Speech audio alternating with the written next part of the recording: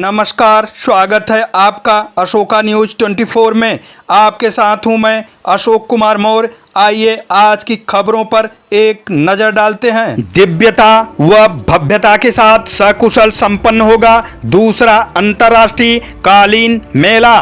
जिलाधिकारी सीईओ बीड़ा जनपद भदोही 25 सितंबर 2023 को कालीन निर्यात संवर्धन परिषद भदोही के तत्वाधान में कारपेट एक्सपो मार्ट भदोही में प्रस्तावित 8 अक्टूबर से 11 अक्टूबर तक आयोजित होने वाले द्वितीय अंतर्राष्ट्रीय कालीन मेला के आयोजन के तैयारियों के दृष्टिगत जिलाधिकारी सीईओ बीड़ा गौरांग राठी व पुलिस अधीक्षक डॉक्टर मीनाक्षी कात्यायन की अध्यक्षता में सीईपीसी की कार्यवाहक अधिशासी निदेशक दिल्ली डॉक्टर स्मृति नागरकोटी को मौजूदगी व सीईपीसी एवं एकमा के पदाधिकारियों के साथ कारपेट एक्सपो मार्ट में बैठक संपन्न हुई।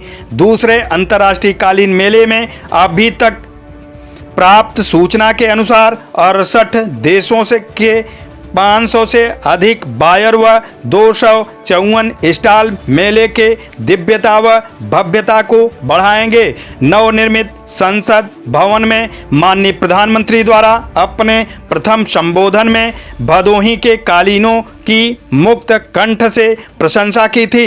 जिलाधिकारी गौरांग राठी ने कहा कि यह कालीन नगरी के लिए ऐतिहासिक व गौरवान्वित पल है जब अंतर्राष्ट्रीय कालीन मेले का आयोजन यहां पर हो रहा है। एक वैश्विक अंतर्राष्ट्रीय कालीन मेले के आयोजन के साथ साथ यहां की परंपरागत कला एवं संस्कृति का भी वैश्विक प्रसार होगा। कालीन निर्यात संवर्धन परिषद की कार्यवाहक शासी निदेशक दिल्ली डॉक्टर स्मृति नागरकोटी ने कहा कि अंतर्राष्ट्रीय कालीन मेले की तैयारियों क्रम में प्रभावी कदम उठाए जा रहे हैं और जनपद में लगने वाले इस दूसरे अंतर्राष्ट्रीय कालीन मेले की गूंज राष्ट्रीय व अंतर्राष्ट्रीय पटल पर भी दर्शित होगी। बैठक में अपर जिलाधिकारी कुंवर वीरेंद्र मौर्य, अपर पुलिस अधीक्षक श्री राजेश भारती, उप जिलाधिकारी भदोही शिव प्रकाश यादव, अधिशासी अभियंता लोक निर्माण विभाग व विद्युत विभाग, जिला उद्योग अधिकारी आशुतोष सहायक पाठक, कालीन निर्यात संवर्धन परिषद एवं एकता के पदाधिकारी असलम महबूब, सूर्यमल तिवारी, फिरोज वाजरी, इम्तियाज अहमद, वासिफ अंसारी, दर्पण बनरपाल, समीम अंसारी सहित अन्य सम्मानित पदाधिकारीगण निर्माणदायी संस्था उपस्थित रहे।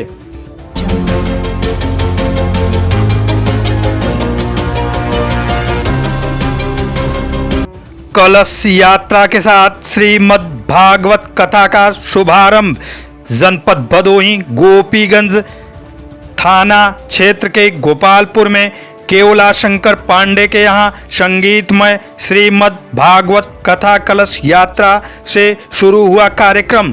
कलश यात्रा केवला शंकर पांडे के निवास स्थान पर विराजमान हनुमान मंदिर से शुरू हुई और गांव का भ्रमण करते हुए मां गंगा के जल को कलश में भरकर पुनः निवास स्थान पर आकर संपन्न हुआ। यात्रा में बड़ी संख्या में महिला श्रद्धालु पीत वस्त्र धारण कर सिर पर कलश धारण कर शामिल हुई। इससे पूर्व कथा स्थल पर हवन पूजन का कार्यक्रम किया गया।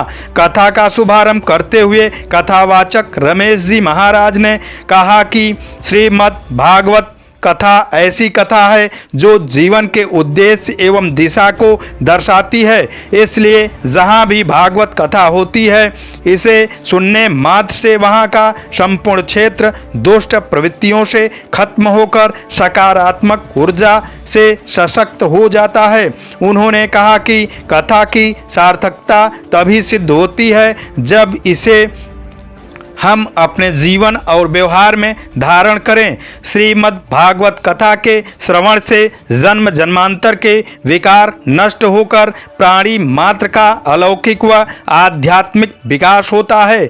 जिस मौके पर काफी संख्या में श्रद्धालु मौजूद रहे।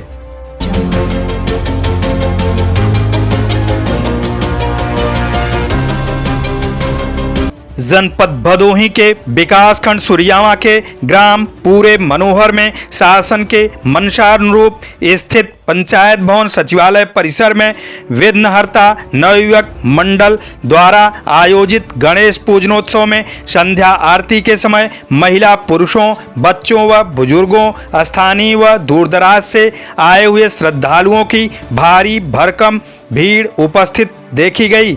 एक तरफ विघ्नहर्ता नवयुवक मंडल द्वारा आयोजित पूजनोत्सव में ग्राम प्रधान पूरे मनोहर अनिल सिंह के नेतृत्व में रंग बिरंगी लाइट व गुब्बारों से सजा हुआ पूजा पंडाल व खेल कूद मैदान शोभायान हो रहा था, तो दूसरी तरफ संध्या आरती के उपरांत गायक आशीष उपाध्याय द्वारा भगवान की भक्ति गीतों को गाया गया, जिस पर पूजा पंडाल में हजारों की संख्या में उपस्थित भक्त भक्ति गीतों पर झूम उठे। गायक आशीष उपाध्याय की भक्ति गीतों को सुनकर भक्ति में लीन होने से खुद को रोक नहीं पाए। ग्राम प्रधान अनिल सिंह, पूरे मनोहर, शिवबालक सिंह, रम्मू दुबे, राकेश वर्मा समेत ग्रामीणों ने गायक आशीष उपाध्याय को इनाम देकर गायक का उत्साहवर्धन करने का कार्य किया।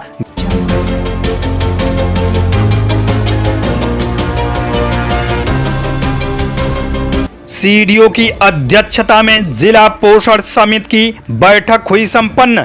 सैम मैम बच्चों को चिन्हित करते हुए ई कवच पोर्टल पर की जाए फीडिंग। सीडीओ हर आंगनबाड़ी केंद्रों पर बच्चों के वजन करने की मशीन हो उपलब्ध। मशीन की आपूर्ति हेतु समय मशीन क्रय करना करे सुनिश्चित। सीडीओ जनपद भदोही 25 सितंबर 2023 को जिलाधिकारी गौरांग राठी के कुशल मार्गदर्शन में व मुख्य विकास अधिकारी यशवंत कुमार सिंह की अध्यक्षता में जिला पोषण समिति की बैठक कलेक्ट्रेट सभागार में आहूत की गई।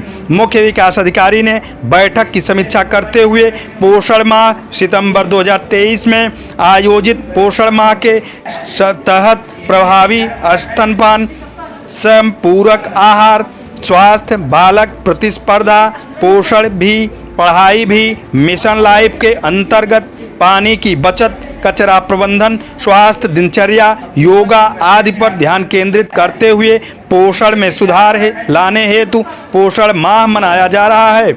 इस वर्ष राष्ट्रीय पोषण माह का मुख्य थीम कुपोषित भारत, साक्षर भारत, सशक्त भारत है। पोषण अभियान के अंतर्गत 6 वर्ष के कम आयु के बच्चे, गर्भवती महिलाएं, स्तनपान करने वाली धात्री महिलाओं तथा किशोरी बालिकाओं के पोषक आहार में अब तक सुधार के लिए किए गए प्रयास। बैठक में उपस्थित रहे जिला कार्यक्रम अधिकारी, समस्त बाल विकास परियोजना अधिकारी सहित अन्य जिला स्तरीय अधिकारी उपस्थित रहे।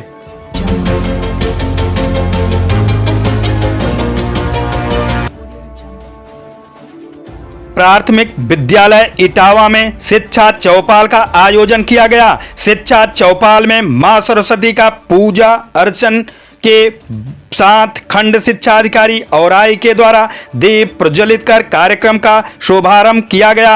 शिक्षा विभाग द्वारा लगाए गए चौपाल में उपस्थित खंड शिक्षा अधिकारी औराई रमाकांत सिंह सिंगरौल ने कार्यक्रम की अध्यक्षता करते हुए चौपाल के द्वारा बच्चों को 100% अंक प्राप्त करने के लिए टिप्स बताए गए तथा अभिभावक को यह भी कहा गया कि शिक्षकों का सहयोग करें। पढ़ाई लिखाई के लिए बच्चों को विद्यालय में समय से भेजें। डीबीटी के द्वारा जो बच्चों के खाते में पैसा आया है उस पैसे से बच्चों की सामग्री, ड्रेस, बैग आदि व्यवस्था करें, जिससे हमारे देश के बच्चों का भविष्य उज्जवल हो सके। कार्यक्रम में उपस्थित शशिकांत यादव, रमाकांत, ब्रिजेश सरोज, अशोक सिंह, सविता देवी, खंड शिक्षा अधिकारी औराई उपस्थित रहे।